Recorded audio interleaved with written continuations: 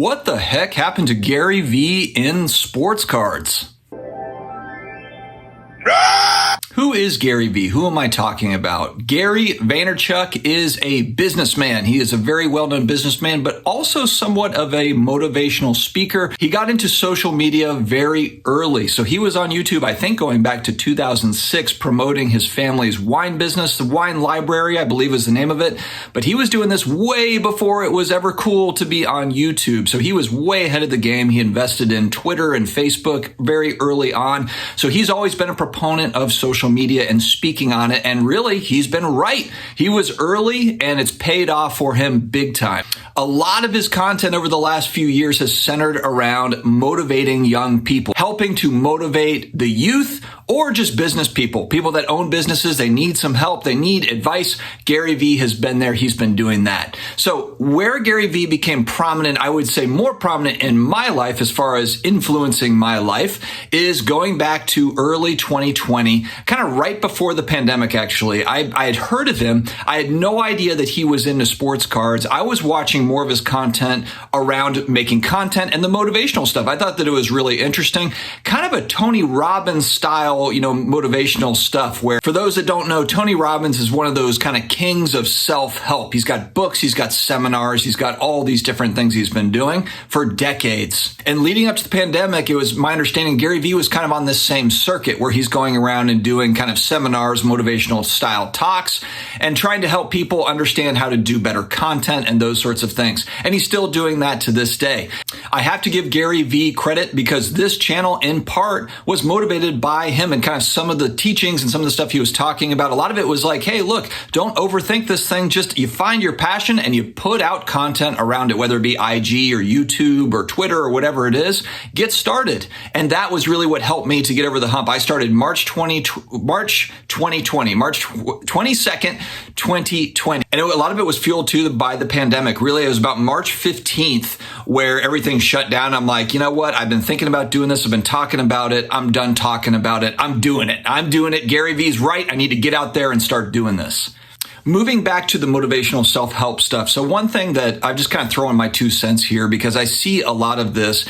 The self-help stuff is great to kind of get you motivated, kind of get something going. But there's a problem though in that some people are addicted to self-help in the sense that they're never really putting into action the work that is required on the self-help side. So you can listen to as much self-help as you want. I was raised by a British mom and a military dad, and the messaging growing up was really just kind of keep on going. I grew up in a middle-class house, not a lot of self-pity really allowed. And frankly, I think that I'm better off for it. Thank God. In the vast majority of cases, the only way out of bad situations is to crawl out of it yourself. Yes, there might be some people that help you along the way. That's great. But you're not owed anything. Nobody is supposed to come and help you. We're all responsible for each other. We've got to dig ourselves out. And so while I do like kind of the empathy message that I hear from a Tony Robbins or like a Gary Vee, we can all have empathy, but at the end of the day, we have to do it. People have to do it for themselves. They've got to want it enough. A lot of people talk the talk. I want this so badly. How badly do you want it? How hard are you going to work for it? Because I see a lot of talk, not a lot of work or not enough work. A lot of times it's, people just have expectations that are off. They think if they do the 4-hour work week, there's a book like the 4-hour work week, that, I can just kind of set this on autopilot. A lot of this is too when we're young. I went through this too. When I was 18, 19, 20 years old, I can just do this business. I can just do this and I'm going to be set.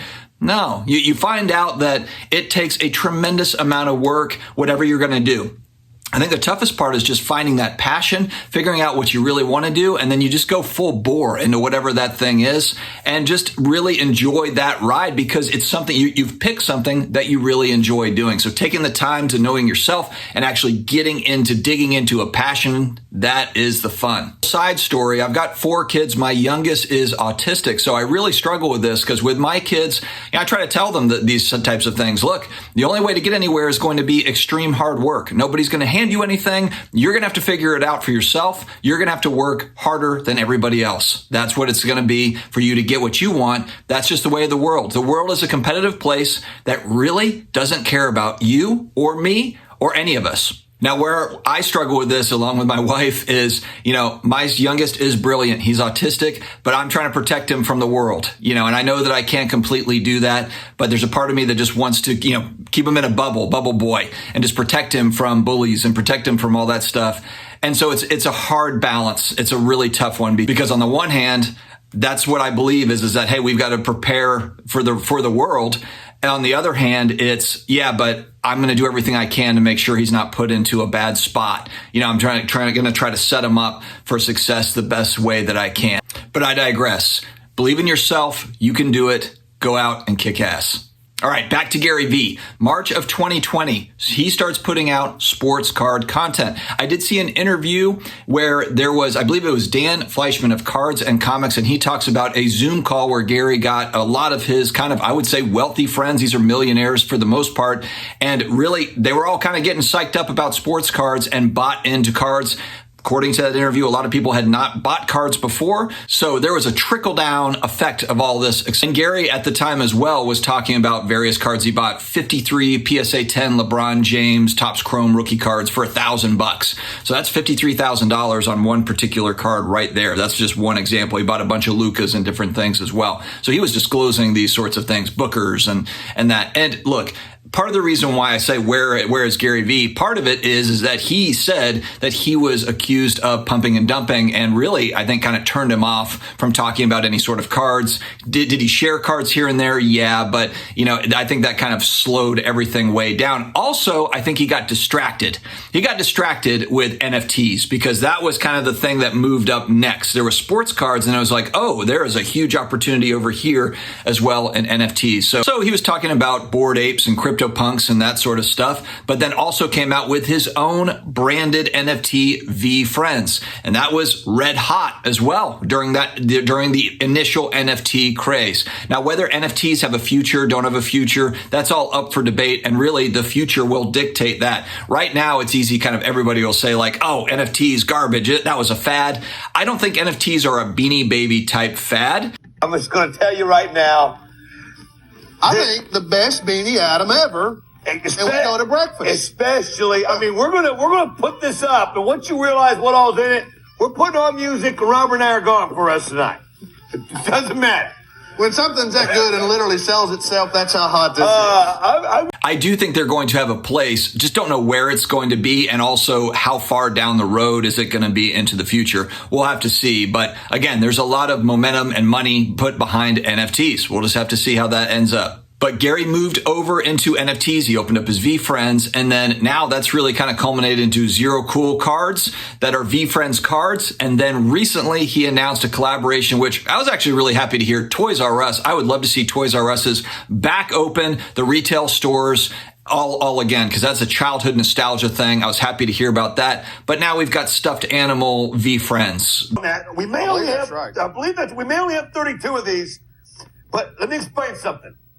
Retirement is coming up either September 1st or October 1st. We've been hearing rumors of all the way around the board.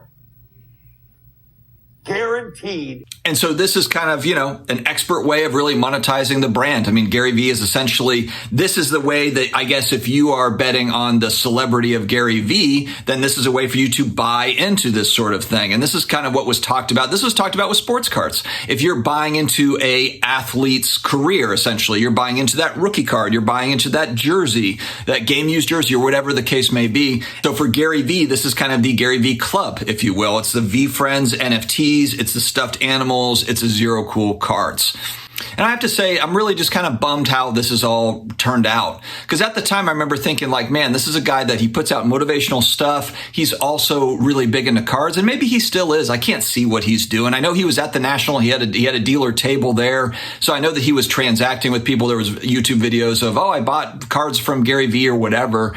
And, but it's just too bad because a lot of the people I feel like that with him and then also the people he influenced, they either started businesses here or whatever. I don't see any content from them outside of their business that's within the hobby. I don't really see anything else. See, a lot of folks got in and then maybe got out, or just they don't talk about it as much. I have no idea, but it just kind of stinks. And while Gary Vee in cards is kind of a polarizing figure, there's a lot of people, especially there's collectors that just don't like Gary Vee because, they feel like he came in, prices on everything moved up, and that's fine. Or he brought in a lot of flippers that weren't here, or sneakerheads or whatever that weren't in, and now they're into cards.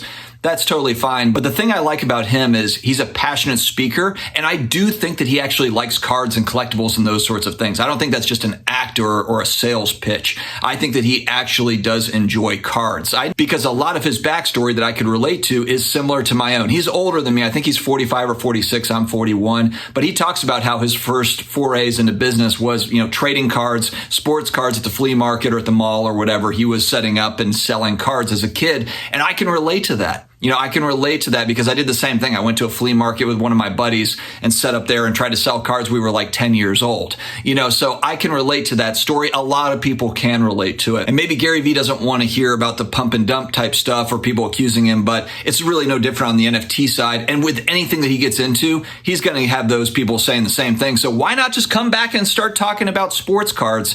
And, because obviously it's something that he was into. I hope if he watches it, come on back, Gary Vee, start talking about the stuff. Because again, I don't think that he bought in to just do a massive sale at the end of it. I'm pretty certain that he still has a lot of cards. I don't know, but I think that he does have cards. I think he's interested in cards, and I think that he's got a lot of long-term kind of holds, and that would be kind of fun to hear about. So anyway, that's my video today. Guys, let me know your thoughts in the comments. Do you know if he's still buying into or what he's collecting or any of that? Maybe you have had conversations with him. I don't know, but I would like to hear your thoughts in the comments. Stay healthy, stay awesome, and I will talk to you again later.